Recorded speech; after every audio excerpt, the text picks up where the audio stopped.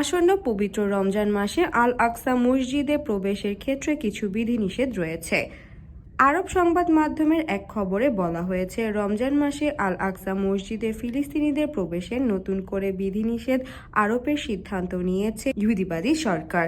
Israeli গণমাধ্যমের বরাত দিয়ে প্রতিবেদনে বলা হয়, রমজান মাসে শুধু 55 বছর বয়সী পুরুষ, 50 বছরের বেশি বয়সী নারী এবং 12 বছর বা তার কম বয়সী শিশুরা আল আকসা মসজিদে প্রবেশ করতে পারবে।